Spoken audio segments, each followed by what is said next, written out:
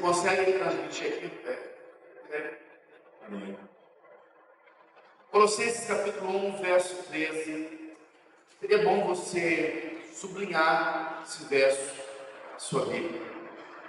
A Bíblia é um manual do homem, do ser humano, e principalmente de quem nasceu de novo. A Bíblia ela é absoluta, ela é confiável, a Bíblia ela é inerrante. É o livro mais antigo e o mais atualizado. Billy Graham disse que a Bíblia ela é mais atual do que o jornal que vai ser impresso amanhã.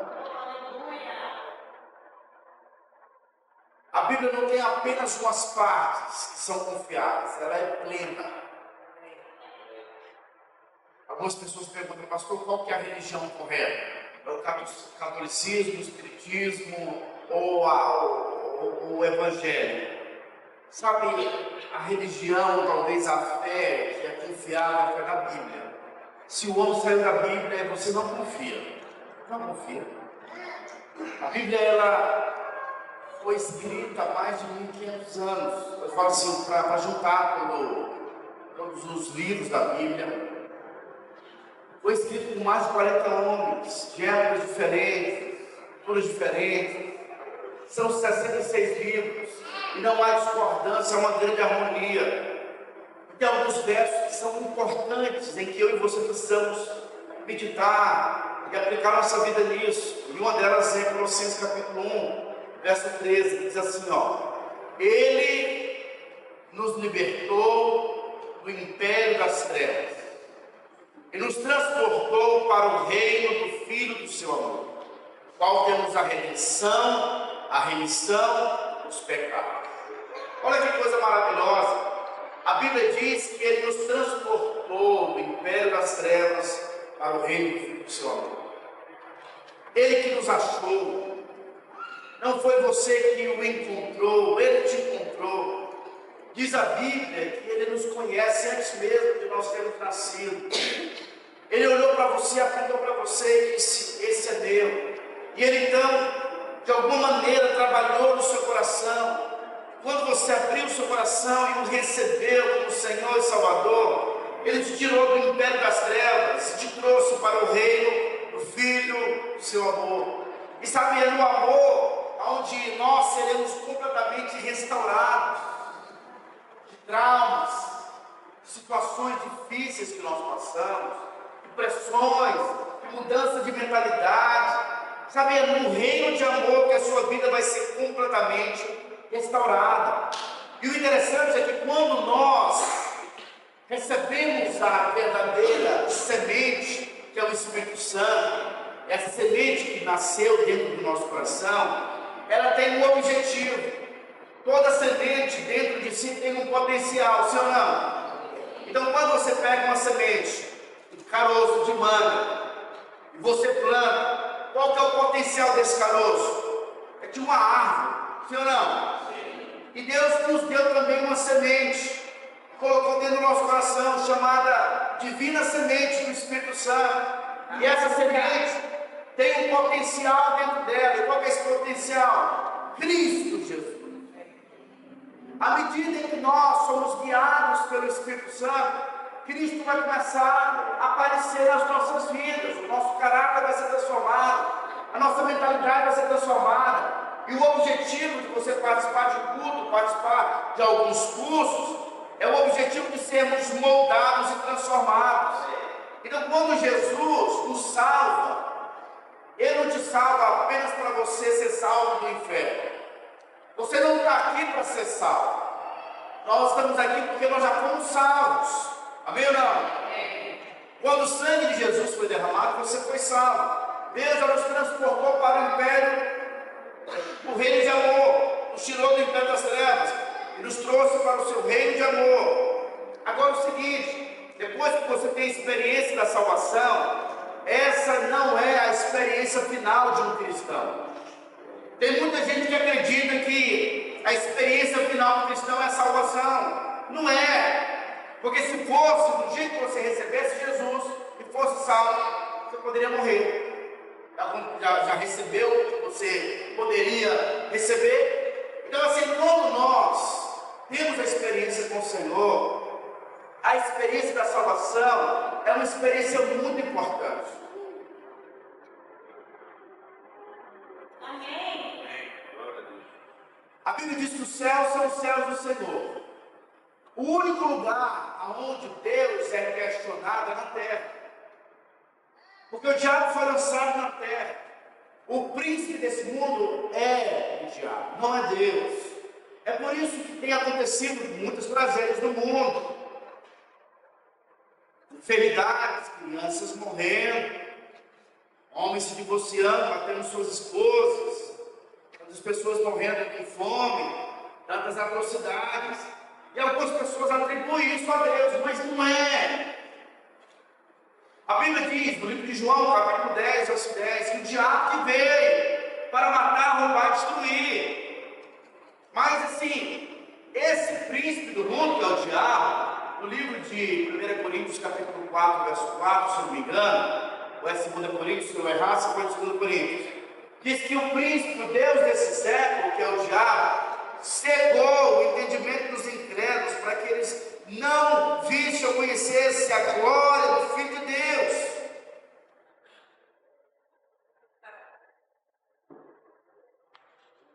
Nos quais o Deus desse século cegou o quê? O entendimento dos incrédulos, para que eles não resplandecem à luz do Evangelho da glória de Cristo, o qual é a imagem de Deus. Então as pessoas do mundo, elas estão cegas. Elas não conseguem ver. Mas quando nós nascemos de novo, Deus diz, olha, no livro de Salmos, capítulo 116, verso 15, os céus são os céus do Senhor, mas a terra Deus deu aos filhos dos homens. Quando Deus nos salva para fazermos uma revolução espiritual na terra. Mas veja, essa revolução não é feita com a sua capacidade humana, ela não é feita com as suas habilidades humanas, ela não é feita com recurso financeiro, humano, ela é feita com o poder do Espírito Santo. Então, além de Deus te salvar, Ele também te equipa para que nós ativemos o reino dos céus. Vocês estão me entendendo? A coisa mais importante na vida de um homem, é ele ter uma experiência com Jesus. A experiência do novo nascimento é ter a sua natureza transformada. O apóstolo Paulo disse no livro de 2 Coríntios, capítulo 5, verso 17, ele disse, e se alguém está em Cristo, é nova criatura. As coisas velhas já passaram, eis que tudo se fez novo. Deixa eu te falar, o mundo não é anti-Deus. Todas as religiões falam de Deus. Todas as religiões estão buscando Deus. O mundo é anticristo. Mas Cristo é Deus que se fez homem. E o diabo tem cegado o entendimento dos homens para que eles não vejam a Cristo. O salário do pecado, sim, é a morte. Os irmãos sabem muito bem disso. E não tem como o homem chegar a Deus sendo um pecador. Todos os homens estão em dívida com Deus. Todos os homens são atacados diariamente com pensamentos malignos. Não existe ninguém que é tão bom. Às vezes, eu vejo algumas pessoas dizendo que elas são boas, mas na verdade elas sempre estão se comparando com os piores. Elas se comparam com o criminoso, com o bandido, dizendo macho, com o louco. E aí ela então acha que ela é boa. Mas o nosso parâmetro não é o pior. Você tem que se comparar com Cristo. Aí você vai perceber. Falta muito. Ou seja, todos nós somos maus. Quantos de nós aqui, no serviço, por exemplo, você trabalha lá e me levou lá alguma coisa do serviço para sua casa, achando que é direito seu, sem pedir? O que é isso? Roubo. Alguém que já pegou alguma coisa emprestada e devolveu? É roubo também.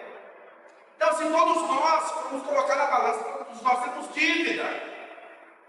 E ninguém é capaz de chegar a Deus. E tem muitos homens hoje que são sérios, que estão dando sopa para tentar conseguir alguma coisa diante de Deus. Algumas pessoas nesse exato momento estão participando de culto para tentar vencer um pouco das acusações que tem passado na sua cabeça. Mas não é fazendo boas obras. Eu faço boas obras não para ser aceito. Eu faço boas obras porque eu já fui aceito por Jesus. E a Bíblia diz então que só tem uma forma do homem ter acesso a Deus. Antes de Cristo vir, havia um véu que nos separava de Deus. Mas agora o véu foi rasgado. E aonde? Lá na cruz. Eu lembro essa semana o livro de Isaías, capítulo 53, fala a descrição de Jesus. O profeta Isaías está declarando acerca da morte de Cristo. E aí, no verso 4 diz que ele levou sobre si as nossas maldições, as nossas dores, as nossas transgressões. O castigo que nos traz a paz estava sobre ele, e pelas suas pisaduras somos sarados.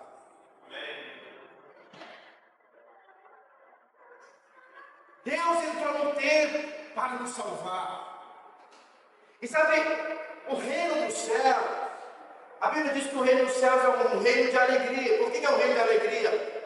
Porque é o seguinte: quando você tem revelação que você é salvo, você tem que acordar com muita alegria, porque os seus pecados foram perdoados lá na cruz. Você não vai ser mais condenado se você crer na morte e na ressurreição do Senhor. Você então se torna uma nova criatura. Então nós poderíamos dizer que a maior experiência de qualquer homem é a experiência com Cristo. A sua natureza pode ser transformada. O Espírito Santo agora passa a habitar dentro de mim, dentro de você. Isso é motivo de muita alegria. Mas entenda algo. Quando você nasce de novo, muitas pessoas que nasceram de novo, que tiveram experiência com o Senhor, elas se converteram, elas participam do culto, mas elas ainda estão misturando os mundos. Elas querem trazer muitas influências do mundo para o corpo de Cristo, para o reino de Deus. O reino de Deus não vai ser edificado e estabelecido com nenhuma ferramenta do mundo. Então tem muitas pessoas que se converteram e elas têm crise de identidade. Elas ficam, não sabem o que vão fazer. Mas entenda, Deus já te transportou do império das trevas para o reino do Filho do seu amor. Agora que você é filho de Deus, você já não pode misturar os mundos. Você faz parte do reino de Deus. E no reino de Deus tem uma maneira de viver. Quando Deus te salvou para uma grande missão. E que missão é essa? Deus te lavou, te limpou, te restaurou. E agora Ele libera sobre a sua vida o Espírito Santo para te capacitar. Porque tem muitas pessoas que precisam ser alcançadas. Precisam ser salvas. E nós seremos os porta-vozes de Deus. Sabe, existem alguns países perseguidos, aonde, inclusive dos muçulmanos, aonde é tão perigoso falar de Cristo, que o próprio Cristo está aparecendo para os muçulmanos, eles estão se convertendo. Mas isso não é o comum. Deus sempre vai se mover através do corpo de Cristo, da sua igreja, através da minha vida e da sua vida. No reino de Deus, quando nós nos convertemos, a sua missão, o seu projeto, o seu alvo, não é agora ficar orando por uma casa. Deus pode te dar uma casa se Ele quer te dar, mas os seus alvos precisam ser alvos que realmente agradam a Deus, porque afinal de contas, todos nós não temos mais de uma oportunidade. Dizem que todos os homens têm duas vidas, e a segunda vida começa quando você descobre que tem só uma. Nós só temos uma chance. Quem você está marcando? Quem você conseguiu ganhar para Jesus? Quando Cristo te salva, Ele não te salva para você ser um salvo apenas. Ele te salva para você ser um discípulo. E o que o discípulo faz? Um discípulo, ele tem alguém que fala na vida dele, mas ele agora vai ganhar vidas. Jesus disse o seguinte: aquele que quer ser o meu discípulo, negue-se a si mesmo, tome a sua cruz e me siga. O que é tomar a cruz? Tomar a cruz é sair da sua zona de conforto. Ninguém será usado por Deus sendo omisso. Ninguém será usado por Deus fugindo do chamado e da voz do seu noivo.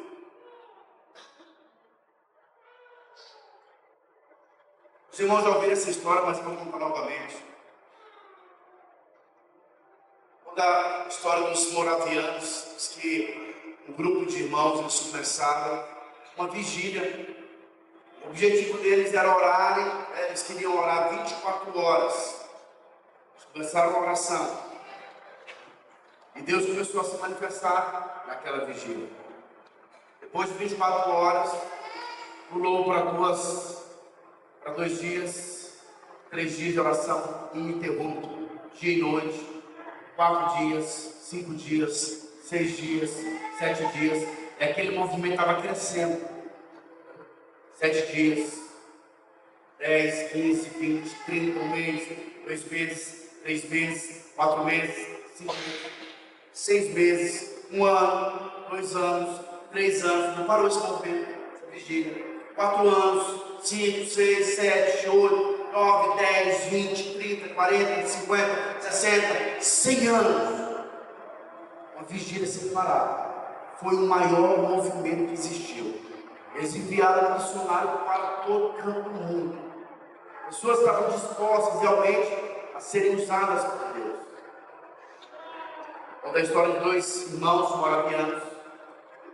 Eles ficaram sabendo de um britânico que tinha uma ilha de escravos. Ele comprava escravos para trabalhar para ele em uma ilha. E 2 irmãos de 20 anos, cada um deles, conversaram com esse britânico e falaram: olha, nós queremos evangelizar para os escravos. E aí o britânico falou: vocês não vão fazer isso. Ninguém vai trazer nenhuma mensagem. Nessa ilha só pode entrar escravos. E eles então falaram: olha, então nós queremos nos vender como escravos. E ele disse: olha, até para vocês irem, vocês então vão ter que pagar para vocês irem. Eles venderam-se como escravos e com o dinheiro da sua venda eles pagaram o traslado para aquela ilha. E no dia em que eles entraram no barco, muitos moravianos estavam ali na beira do rio e eles saíram. E quando estavam no meio, a família toda chorando, porque certamente não iriam mais ver aqueles irmãos moravianos. Eles então colocaram as mãos na água, lavaram as suas mãos e começaram a expressar um cântico ao Senhor. Que o Cordeiro receba a recompensa através de mim. Para nós estarmos aqui hoje pregando, pessoas tiveram que enfrentar leões. Homens foram mortos, colocados, pregados em cruz em algumas cidades, queimaram. Outros colocaram carniça no corpo de algumas pessoas para que eles negassem o evangelho. Eles não conseguiram parar. Essas 100 cadeiras, ou 30 que nós estamos comprando, nós estamos preparando uma casa, porque Deus quer te usar. Essa é a nossa vez agora. O seu vizinho está indo para o inferno. Talvez a sua mãe está indo para o inferno. No livro de Apocalipse, capítulo 20, verso 15, está escrito: aquele que não foi achado, escrito no livro da vida, já foi lançado para dentro do lago de fogo. É muito bom você ser salvo. É muito bom você receber do amor de Deus. É muito bom você participar das bênçãos do Senhor. É muito bom seus filhos desfrutar da bênção do Senhor. Mas tem muitas famílias querendo ouvir o evangelho do Senhor. Mas sabe, a nossa geração tem sido uma geração Nutella, uma geração sensível, que não tem disposição para orar, que não tem disposição de ler a palavra, que não tem disposição de falar do amor de Deus para as pessoas. que não tem o seu caderno escrito o nome das pessoas que você quer que seja salvo, para você orar por elas. Mas sabe, essa é a nossa missão. No reino de Deus você foi chamado. A Bíblia diz então que o diabo era o príncipe do mundo. Mas no livro de Mateus, capítulo 28, verso 18, lá na cruz Jesus triunfou, venceu a morte. Ele diz: agora toda a autoridade me foi dada, nos céus e na terra e debaixo da terra. E aí Jesus então diz: agora vocês vão pelo mundo inteiro e façam discípulos de todas as nações, batizando-os em nome do Pai, do Filho e do Espírito Santo. E eis que estarei com vocês todos os dias, até a consumação dos séculos. Deus está conosco. Mas sabe, nós precisamos fazer uma grande revolução. O que você precisa? Precisamos do Espírito Santo. E sabe, o nosso alvo como igreja é que cada um de nós, desse ano, cada um de nós precisamos nos comprometer e dizer: Deus, eu quero ganhar uma vida para o Senhor. Eu quero batizar uma pessoa, pelo menos uma. Pelo menos uma pessoa. E deixa eu te falar uma coisa. Esse negócio de batizar pessoas é impossível na força natural. Você jamais vai ter esse poder de convencer alguém a descer as águas. E Deus não quer que isso aconteça, porque não é nenhum mérito seu. Romanos capítulo 11, verso 36, está escrito: porque no meio dele, para ele, como é que está escrito? Me ajuda. Porque dele, no meio dele, para ele, são todas as coisas. Me ajuda aí, Luiz. Romanos capítulo 11, verso 36. Porque dele, no meio dele, para ele, porque dele, no meio dele, para ele são todas as coisas. Olha que coisa poderosa. No livro de Atos, capítulo 2, Deus soprou o Espírito Santo. Nunca mais ele saiu da terra. No seu encontro você recebeu uma porção do Espírito Santo, sim ou não? Você já tem o Espírito Santo. A Bíblia diz que quando nós falarmos, a nossa palavra não vai voltar vazia, mas ela vai cumprir o objetivo pelo qual ela foi designada. Então você fala e é o Espírito Santo que vai convencer as pessoas do pecado, da justiça e do juízo. Ou seja, o Espírito Santo vai te usar, o Espírito Santo vai convencer a pessoa. O Espírito Santo também já liberou dons espirituais. E o que eu acho interessante, no livro de 1 Coríntios, capítulo 12, o apóstolo Paulo, há mais de 2000 anos atrás, ele escreve para uma igreja, chamada Igreja de Corinto, e ele diz assim, 1 Coríntios, capítulo 12, verso 1. Irmãos, olha, há mais de 2000 anos atrás foi escrito. Deixa eu perguntar para alguns irmãos aqui, me fala os dons espirituais que são. Qual que é o dom que você tem? Bom, existe isso. Não é só ir no culto, não, na célula, que já está muito tranquilo. Mas veja, o apóstolo Paulo falou há mais de 2000 anos atrás que sobre os dons espirituais nós precisamos estar completamente atentos. Tem dons espirituais. Aí ele diz que a um foi dada a palavra de conhecimento, a palavra de sabedoria, a oração em língua, a palavra profética, o dom da cura. Existem muitos dons que foram liberados. No livro de Efésios, capítulo 4, verso 8, a Bíblia diz que quando Cristo, ele foi cativo, levando o cativeiro, levando a maldição possível, e ele compartilhou com os homens o quê? Dons espirituais. Ou seja, para o exército de Deus, Deus compartilhou dons conosco. E como é que esse dom vai ser liberado? Quem que recebeu o dom de cura? Quem ora por cura? Você viu o enfermo? Irmãos, quando eu estava indo no hospital de amor, eu levava a Bíblia. Eu ia, que alguém tinha um pedido, mas as pessoas me viam com Bíblia. Você pode vir aqui orar por mim? E o outro, você pode orar por mim? Há uma grande necessidade. E maior do que a cura do câncer é a salvação. Sabe, ali tem um livro que eu quero que você compreenda. Rompendo o silêncio.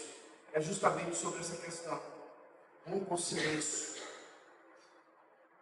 Martin Luther King disse o seguinte: eu não tenho medo do grito dos maus, mas do silêncio dos bons.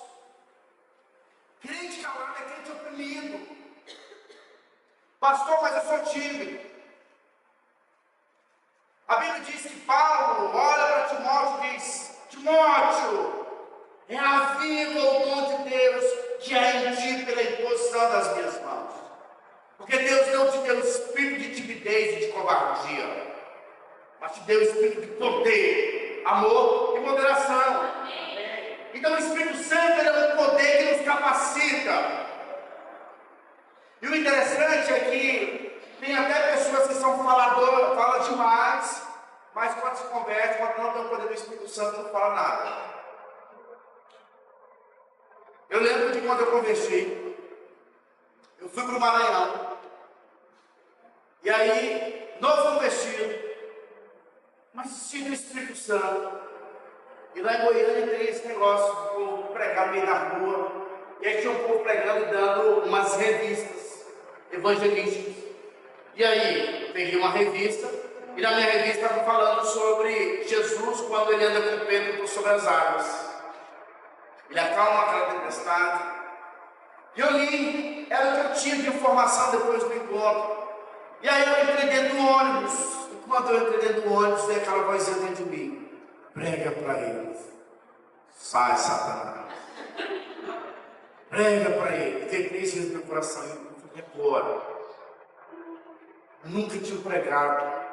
E agora no ônibus com pessoas que eu não conheço. E aí, irmãos, eu levantei.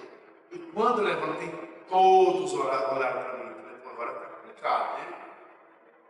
E aí eu comecei a falar do amor de Jesus.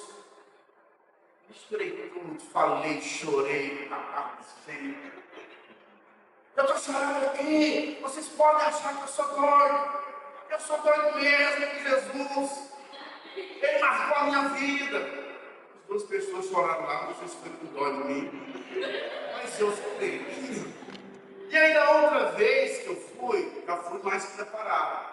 Eu até percebi, a primeira vez que eu fui, eu falei o seguinte: lá em Goiânia, tem o PSAL, tem o CTE, eu não fiz para eles preparar. Eram ferramentas. E assim, eu tinha convertido, e assim, eu estava assim, lá para o Maranhão, já fui abrir uma videira lá. Mas quando eu cheguei lá, eu pensei que eu sabia muita coisa, mas eu não tinha feito nenhum curso. E aí eu falava: poxa vida, eu estava no lugar do tesouro e não estudei. Vim decidido, fiz todos os cursos, mas o Espírito Santo vai te conduzir a falar do amor de Deus, cuidar de pessoas. Parece ter uma palavra de efeito, mas não é, acredite em mim. O pouco que você sabe é muito para quem não tem nada. Ah, pastor, mas eu não conheço muito a Bíblia. Quem disse que eu conhecia muito a Bíblia? Certa vez alguém foi curado por Jesus. E aí perguntaram para ele, e falou: olha, eu fui curado, e eu não sei nem quem me curou, mas eu era cego, agora eu enxergo. Era o testemunho da pessoa. Uma outra mulher foi curada por Jesus, ela saiu da cidade, ela é samaritana, e ela foi na cidade e falou que Jesus era um profeta. Uma mulher sozinha converteu uma cidade inteira. Trouxe uma cidade inteira aos pés de Jesus. Mas sabe, hoje nós somos uma igreja de quase 70 ou 80 pessoas, fora as crianças. E nós não trazemos pessoas para os cultos. Por quê? Porque falta a vida de Deus. Precisamos ser usados pelo Senhor. Sabe? E assim, cada um de nós tem um campo missionário para falarmos do Senhor. Tem um campo que Deus confiou para você, lá onde você foi plantado. Você não é crente aqui dentro, não. Aqui é chamado de lugar do intervalo. Você sabe que quando tem um jogo, no primeiro tempo, tem um intervalo, o técnico treina as pessoas, diz: você vai fazer isso, agora quando posição, vamos colocar esse, aquele, volta para o jogo. Aqui é o lugar do treinamento. Na segunda-feira é que você vai realmente ser um instrumento de Deus. É que você vai ser uma ferramenta do Senhor. Então é inadmissível as nossas reuniões de célula não ter visitante.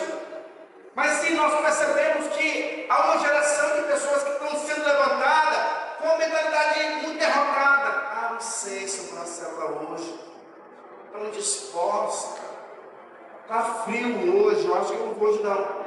Veja, essa não é a mentalidade não.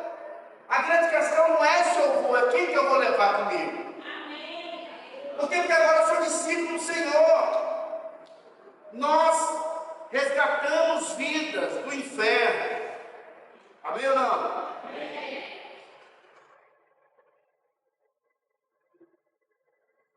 Jesus disse certa vez que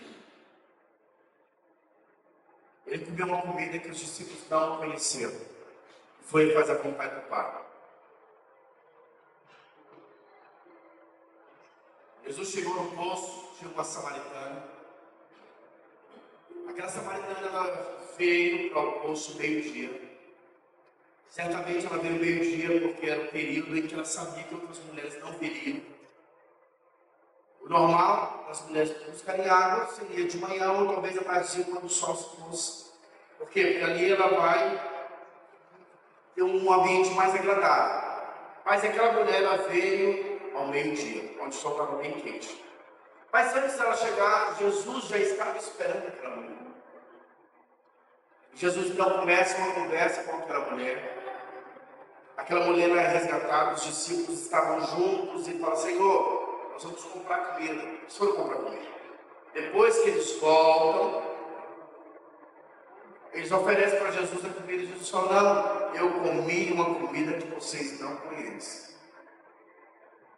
Eu comi a comida de ganhar vidas. Eu tinha ganhado aquela mulher. Quando você ganha vidas, além de você se alimentar espiritualmente, você também se torna uma pessoa sábia. Sabe? No livro de Provérbios, a Bíblia diz que aquele que ganha vidas é sábio.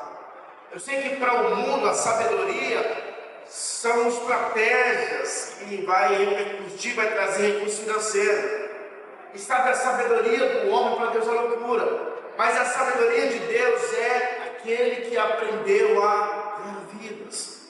Porque tudo passa, como disse o apóstolo João. João diz que tudo passa, mas aqueles que fazem a vontade de Deus vão permanecer eternamente.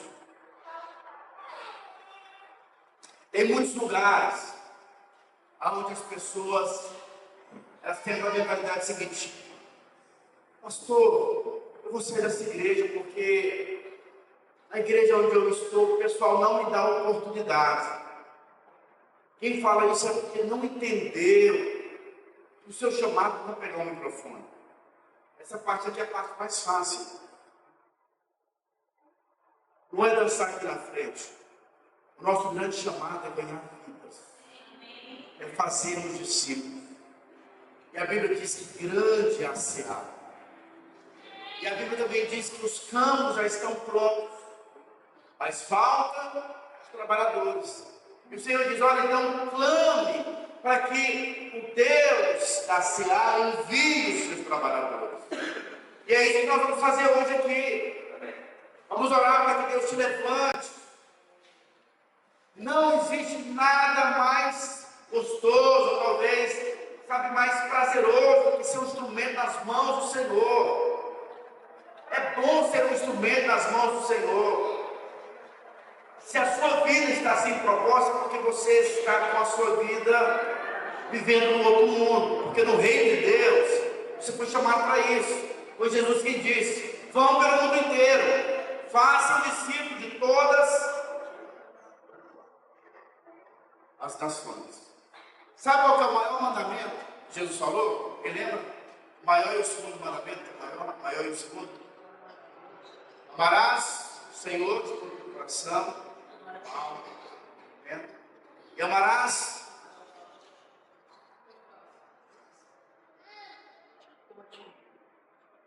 veja que amar vertical e horizontal é o Senhor da cruz.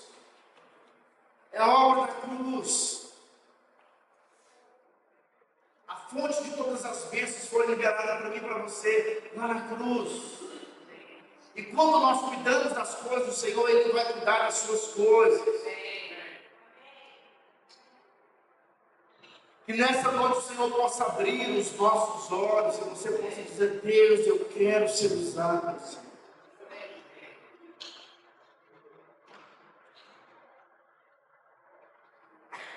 Nada que nós fazemos na videira é feito por acaso.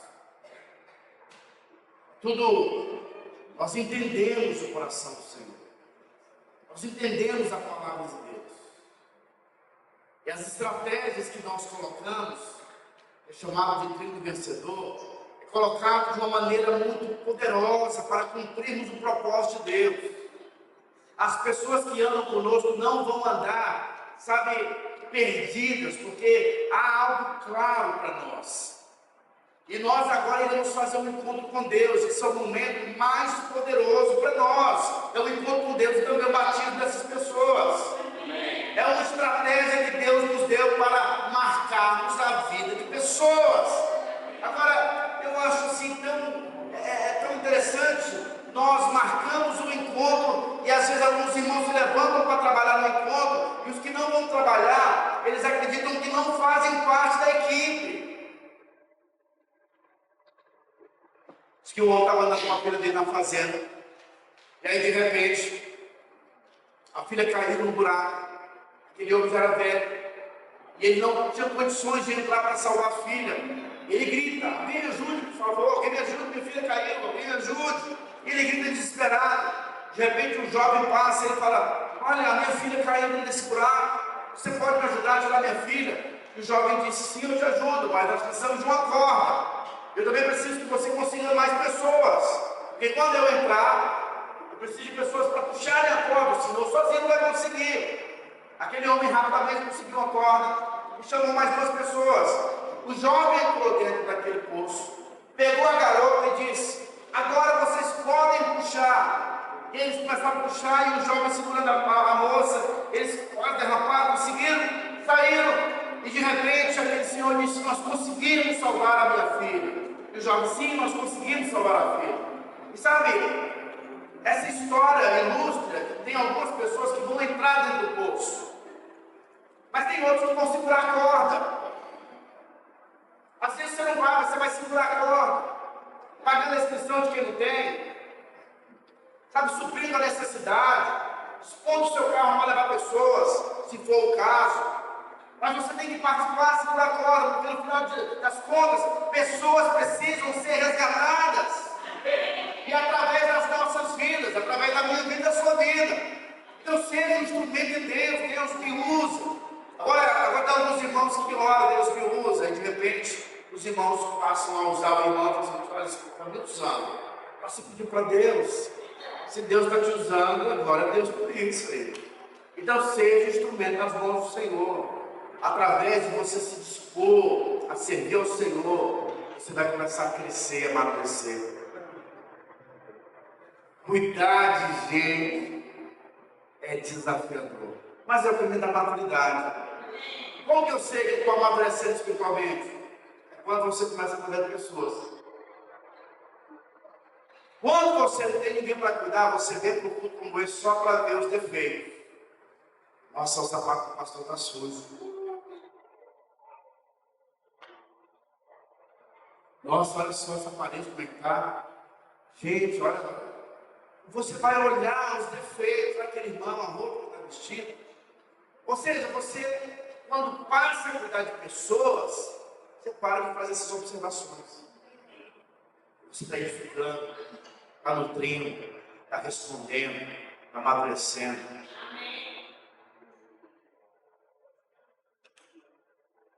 Eu creio que Deus está nos levantando como uma igreja relevante na cidade. Deus quer usar todos nós. Eu não gostaria que Deus levantasse outra igreja para mover que Deus tem para nós. Mas se nós não respondermos, Deus levanta outra. Porque a obra vai ser realizada. A Bíblia diz que Jesus escolheu 12 discípulos. Um decidiu não responder, que foi Judas. O que aconteceu? Deus estabeleceu com Matias, mas algo vai ter que continuar. Então não permita que Matias entre no seu lugar. Eu não sei se você teve aquela sensação, você há tanto tempo que está na obra do Senhor, aí de repente uma pessoa chegou agora, já está avançando, rompendo, começou a liderar, e está te liderando, e você quer para liderar ela. Que sentimento que é esse? De alguém que não cresceu. Eu não quero ser um anão espiritual. Eu quero crescer, sabe por quê? Eu tenho uma oportunidade.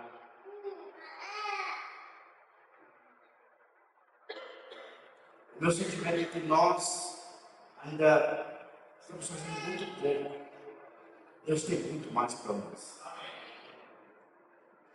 Eu estou com desejo desse ano. Nós vamos fazer esse encontro. Vai ter um encontro lá em São José do Rio Preto, em novembro, outro encontro. Pensando em fazermos aqui uma conferência esse ano, na nossa igreja. Trazer o pastor Marcelo, o pastor Silvio Lacerda. Mas para isso, a igreja precisa crescer, precisamos crescer, avançar, romper. Vai ter um encontro das crianças também na chácara. Esse ano vai ter um encontro de crianças na chácara.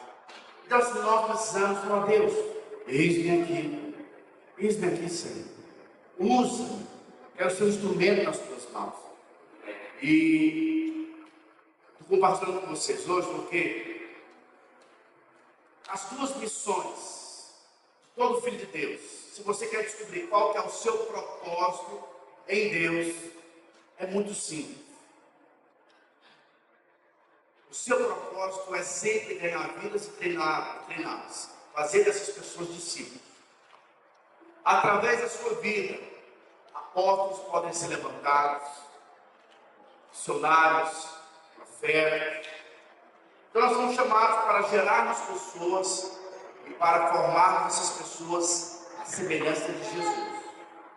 Então meu chamado é esse, sempre ganhar vidas e marcar a vida das pessoas, treinar essas pessoas ao ponto em que elas alcancem a estatura do varão perfeito que é Jesus. Precisamos transformar, levantar um exército de discípulos, de pessoas que amam ao Senhor. Nós queremos fazer parte do exército do Senhor. Você já faz parte.